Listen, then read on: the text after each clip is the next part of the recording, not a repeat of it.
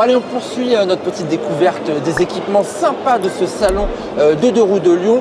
On est avec Midland et avec Julie. Julie, tu fais quoi chez Midland exactement? Bonjour Mehdi, mais moi du coup je suis directrice commerciale chez Midland depuis 1 an et demi. Ça c'est passionnant. Alors j'ai envie de te poser une première question parce qu'on connaît tous Senna, on connaît tous Cardo. Midland, bon, arrive un petit peu derrière, mais justement, c'est une boîte qui est en pleine expansion aujourd'hui. Il y a beaucoup de challenges. Exactement. Alors, de ce qu'on... on n'a pas l'air comme ça, mais ça fait déjà 20 ans qu'on fait de l'intercom chez Midland, même si notre cœur de métier de base, c'est quand même de la CB radio et du talkie-walkie. C'est là qu'on est le plus performant et c'est là aussi qu'on a les meilleurs résultats puisqu'on est implanté sur le marché depuis 65 ans. Ouais. Donc 20 ans d'intercom, c'est vrai qu'on revient petit à petit avec une distribution différente. Maintenant, on a un réseau d'agents multicartes qui sont sur l'ensemble du territoire français et qui viennent proposer petit à petit nos produits dans les magasins indépendants et dans les grandes enseignes. D'accord. Et donc le but effectivement c'est de grandir petit à petit et de prendre position et en tout cas bien s'installer sur cette 3e place du podium et peut-être au fil des années grimper sur ce podium de l'intercom en France. Alors moi je vais être honnête, je connais les produits Midland mais par le passé, ce que j'aimais beaucoup c'était finalement le rapport qualité-prix par rapport aux deux autres que j'ai cités qui sont très chers. Vous, c'est un petit peu plus abordable, on a à peu près les mêmes fonctions et justement aujourd'hui, on va présenter la gamme Midland.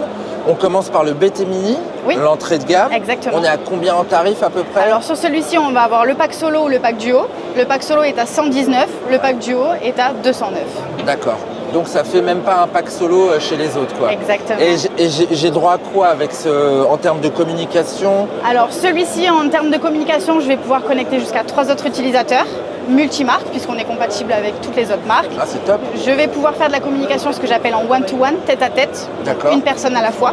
Pas de conférence sur ce modèle-là d'entrée de gamme. Mon pilote, mon passager, par exemple. Voilà le couple. Un 3e motard, mais dans ce cas-là, uniquement en ouverture one-to-one. D'accord. Une personne à la fois. D'accord. Pas de groupe avec celui-ci. On a 500 mètres de distance, donc effectivement, passager, pilote, conseiller, mais on peut effectivement avoir 2 motos différentes si besoin. Les 500 mètres le supportent largement. Et surtout depuis peu, puisque ce n'était pas le cas sur les anciennes versions du BT Mini, maintenant on a le son RCF, qui est notre fournisseur de son officiel chez Midland, qui est une société italienne. Voilà, les Italiens travaillent avec les Italiens. Oui, parce que c'est une boîte italienne, on l'a pas dit. On a vu le petit drapeau là, tricolore. Et justement, on est en Italie là. Okay. Exactement, on est du côté près de Milano, Reggio Emilia, qui est une région où justement on retrouve des fournisseurs de son comme RCF. Et donc le partenariat était logique de rester dans la même région et d'avoir des fournisseurs de son. Alors, RCF, je fais un petit point dessus parce que c'est vrai que c'est pas très connu. Moi je connais Harman & Kardon, je connais JBL, mais je connais pas forcément RCF. Exactement, c'est pas très connu sur le monde, en tout cas audio grand public, puisqu'aujourd'hui RCF c'est des gros équipements. On parle d'équipements de DJ, on parle d'équipements de salles de concert, de stadium, voilà. Donc c'est vraiment de l'équipement professionnel. Où on ne retrouvera pas de petites enceintes dans le grand commerce, mais par contre la qualité sonore est vraiment équivalente à ce que peut faire Harman Kardon par exemple. D'accord. On monte en gamme, on passe sur le petit module qui est là. C'est quel modèle celui-ci? Celui-ci, on est sur le BTR1. BTR1. BTR1, tout à l'heure. Dernier sorti de la gamme. Celui-ci arrive justement entre notre entrée gamme qu'on vient de présenter et le haut de gamme qu'on présentera plus tard, mais qui vient en fait se positionner en termes de tarifs un petit peu au milieu, avec pareil des caractéristiques équivalentes, mais entre les deux. Je vais par exemple avoir 800 mètres de distance. Ah, on augmente sur le... D'accord. Exactement. Okay. Et là, je vais pouvoir proposer ce que j'appelle de la conférence, où là, je vais pouvoir faire du groupe avec des marques Midland ou des marques concurrentes. La technologie principale dans ce système d'intercom Midland, c'est du mesh, c'est quoi exactement? Là, on parle que du Bluetooth. Pour le coup, j'ai que de la gamme Bluetooth. Il existe une gamme mesh, mais effectivement, aujourd'hui, le mesh, il est propre à chaque marque. Malheureusement, on n'a pas encore la possibilité d'arriver à des compatibilités universelles sur le mesh.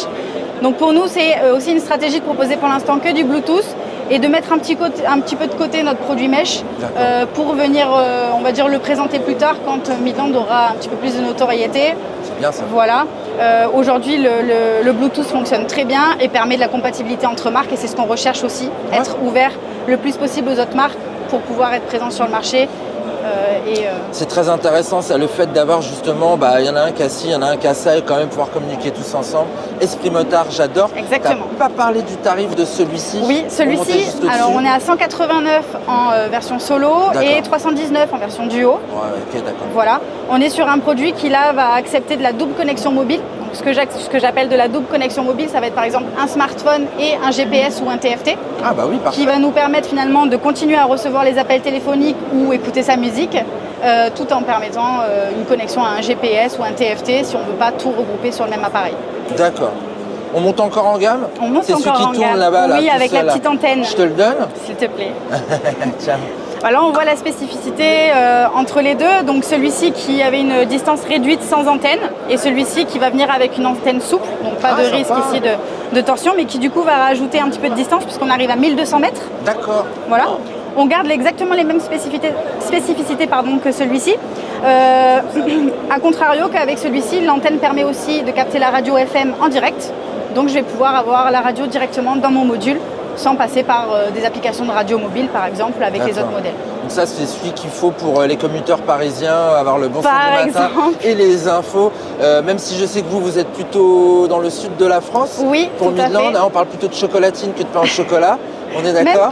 Même pas? Pas à Marseille. Bon, ça c'est cool en tout cas. Et alors là, pourquoi il est fixé justement sur ce système-là? Vous avez également un casque? Exactement. En fait, ça c'est ce qui nous sert aujourd'hui de casque de démonstration.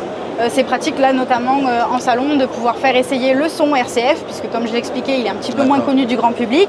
Et puis aussi, on le propose pour tout ce qui est SSV ou alors sur du bord de piste. Je pense notamment à tout ce qui est communication pilote-entraîneur sur les entraînements, qui vont permettre finalement d'avoir une communication tout au long de l'entraînement avec nos systèmes.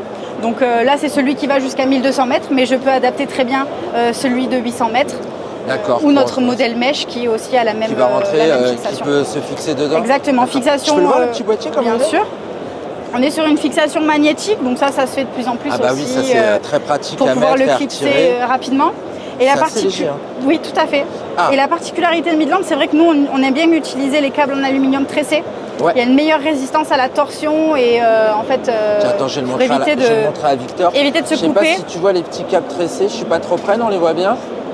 C'est pas mal, hein, c'est beau, hein, belle facture en tout cas quoi. Voilà. Et puis petit boîtier simple mais qui a l'air hyper bien fichu. Voilà, 3 boutons sur la face principale, 2 boutons ici pour le volume sur le dessus, la petite prise de recharge en dessous USB-C. J'ai envie de poser une question indiscrète parce que je m'intéresse à ce marché-là. C'est beaucoup de pièces ce marché aujourd'hui en France? Aujourd'hui ça représente représente énormément. En fait, il faut savoir qu'aujourd'hui, on essaye, en tout cas nous, c'est le cas chez Midland, c'est aussi le cas chez nos concurrents, de le vendre comme un outil sécuritaire. Aujourd'hui, l'intercom va permettre de pouvoir prévenir le reste du groupe d'un danger sur la route, va pouvoir permettre de répondre au téléphone sans avoir la distraction de s'arrêter sur le bord de la route, etc. Suivre les indications GPS sans lâcher les yeux de la route à regarder l'écran.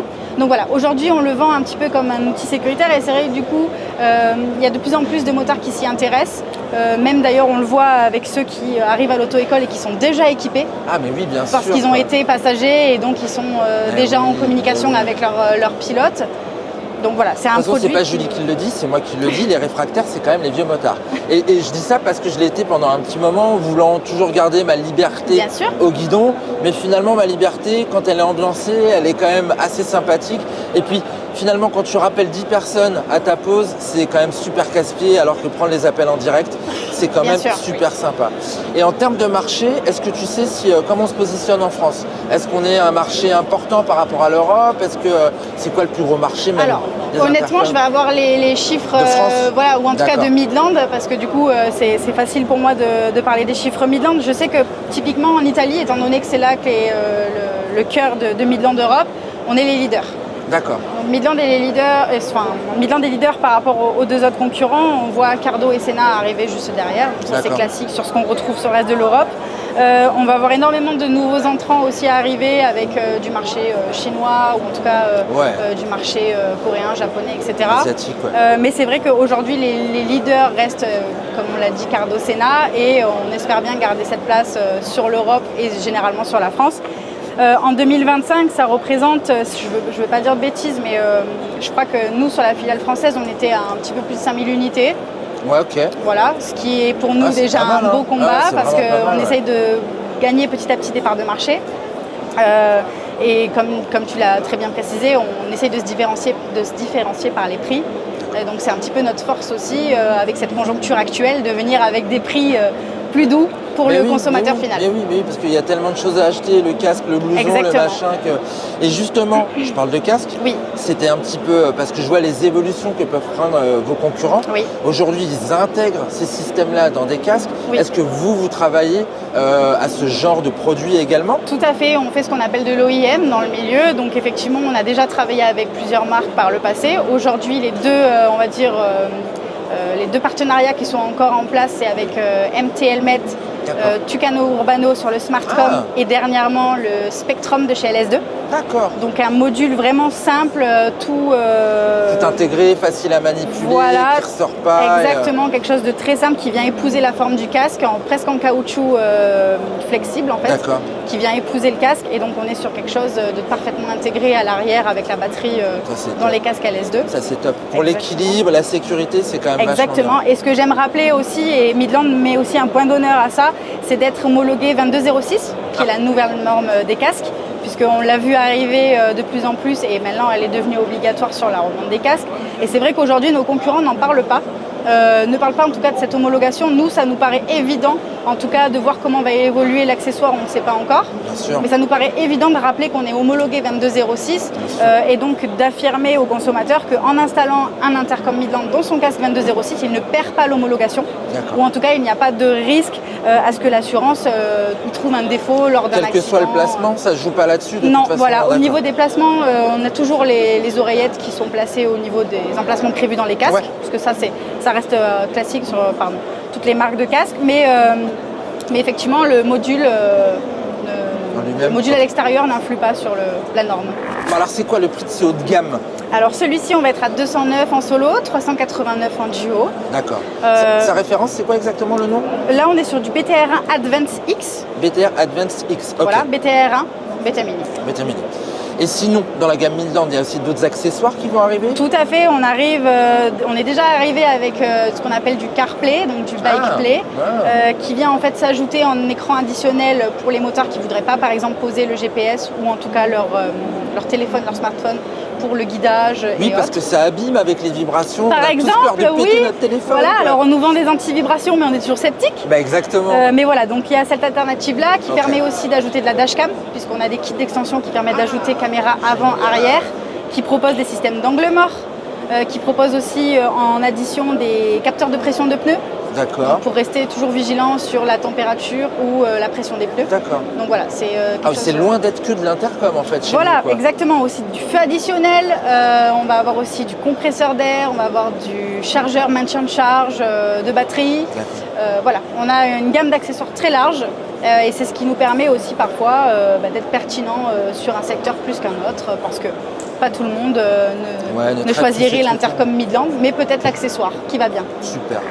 Ok, donc c'est hyper large, hyper intéressant. Est-ce qu'on peut tout voir sur votre stand ici sur le salon du Doro de Lyon? Exactement, il y a une partie sur le stand, parce que nous on a un corner intégré chez Speedway cette année. Ah, chez Speedway. Et puis on retrouve tout aussi dans le nouveau catalogue 2026. D'accord. Avec du coup tous les accessoires disponibles sur la fin du catalogue. Tu te rappelles du nom de l'emplacement?